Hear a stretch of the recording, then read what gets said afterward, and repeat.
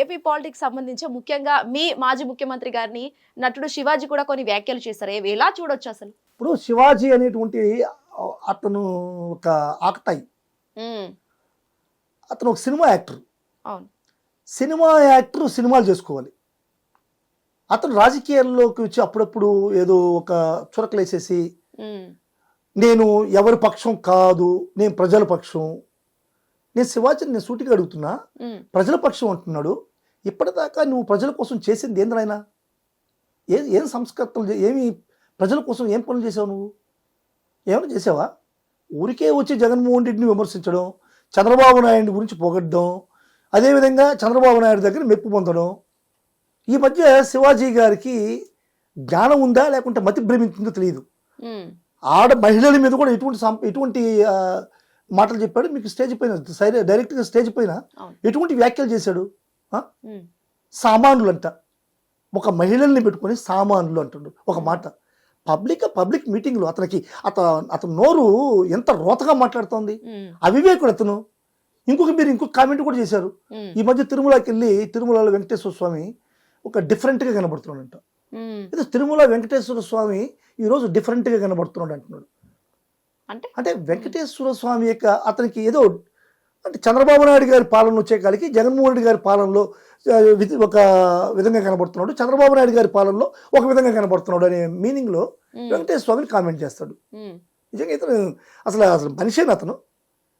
ఇప్పుడు పరిపాలనా వ్యవస్థ ఆంధ్రప్రదేశ్ రాష్ట్రాన్ని, వెంకటేశ్వర స్వామి అనేది ఆయన సర్వాంతర్యామి. ఆయన ప్రతిభని తగ్గించడానికి కానీ పెంచడానికి కానీ మన వల్ల అవుతుందండి?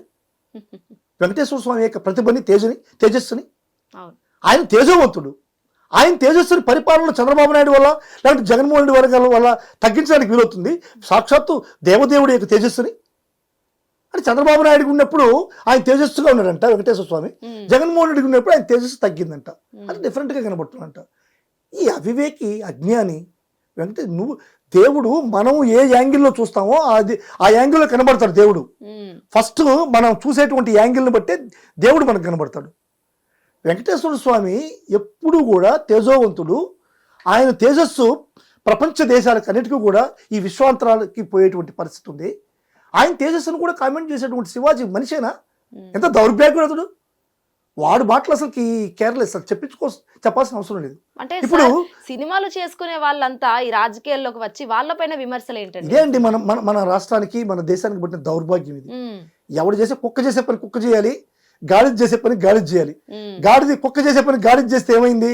కొట్టి చంపేశాడు అతను, అంతే కదా. అందువల్ల గాడిద చేసే పని గాడిద చేయాలి, కుక్క చేసే పని కుక్క చేయాలి. కానీ ఈ శివాజీ ఈ కుక్క గాడిద మాదిరిగా పనిచేస్తుంది. తప్పు కదా అది. ఇప్పుడు ఏం చెప్తున్నాడు? సిబిఐ కేసులు ఉండేవాళ్ళు రాజకీయాల్లో ఉండకూడదంట. అసలు రాజ్యాంగం గురించి తెలుసా శివాజీకి? ఇప్పుడు జగన్మోహన్ రెడ్డి మీద ఉండేటువంటి కేసులు అభియోగాలు మాత్రమే.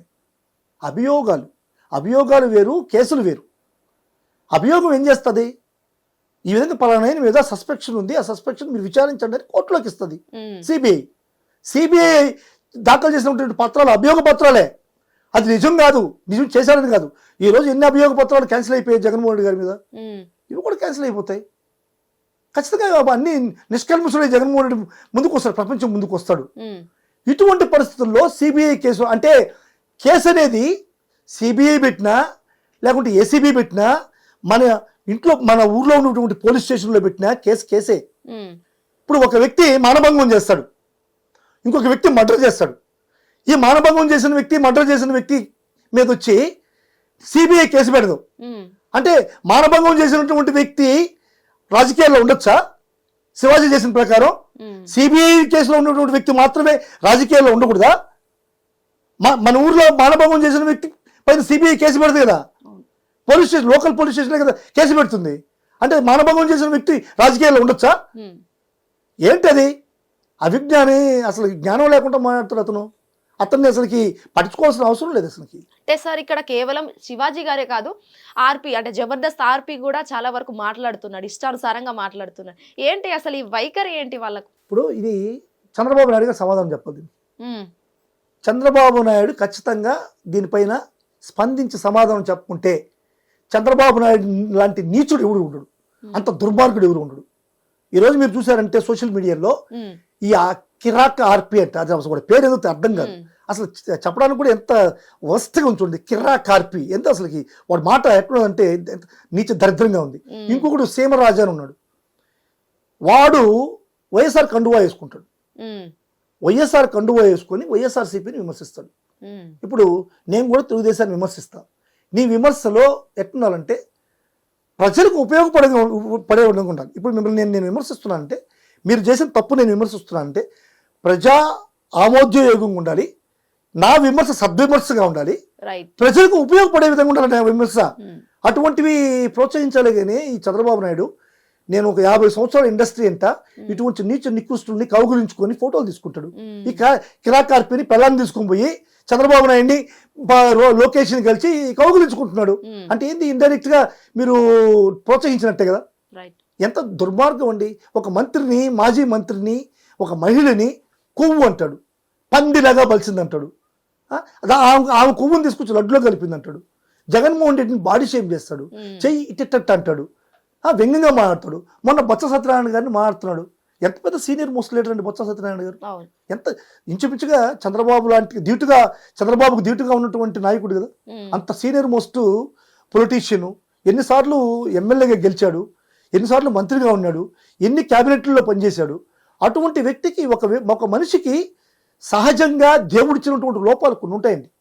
అందరూ పరిపూర్ణంగా దేవుడు ఏదో పుట్టించడు అందరినీ. ఏదో మాటల్లో లోపు ఉంటుంది, కొంతమంది నడకలో లోపు ఉంటుంది, కొంతమంది దుస్తులో లోపు ఉంటుంది, కొంతమంది కవళికలలో లోపు ఉంటుంది, కొంతమంది చేతుల్లో లోపు ఉంటుంది, కొంతమంది ఇంకొక వేరే లోపాలు ఉంటాయి. ఈ లోపాలను విమర్శించడం వంటి నీచమైనటువంటి పది ఏది లేదు.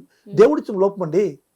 ఆ లోపాన్ని మనం ఇప్పుడు బొత్స గారికి మాటల్లో కొంచెం తడబాటు వస్తుంది, దాన్ని మీరు అవహేళన చేసి మాట్లాడడం అనేటువంటిది దరిద్రం కదా. రోజా గారిని కూడా ఒక మహిళ అని చూడకుండా ఎంత దౌర్జన్యంగా, ఎంత అక్రమంగా మాట్లాడుతుంటుంది. ఒక మహిళ సీనియర్ మోస్ట్ రాజకీయ నాయకురాలు, ఎన్నో సినిమాల్లో హీరోయిన్ గా యాక్ట్ చేసింది, రాష్ట్ర ప్రజలకి దేశ ప్రజలకి అంతా తెలిసిన వ్యక్తి, ఒక 2 సార్లు ఎమ్మెల్యేగా గెలిచింది, మంత్రిగా చేసింది. ఇటువంటి ఒక మహిళ మీద, మహిళను కూడా తెలియకుండా నువ్వు పందిలాగున్నావు, గాడిదలాగున్నావు, గున్నయ్యనులాగున్నావు, నీ కొవ్వు తీసి లడ్లో కలిపారు, నీ కొవ్వు కలిపారు, ఎంత మాటలు.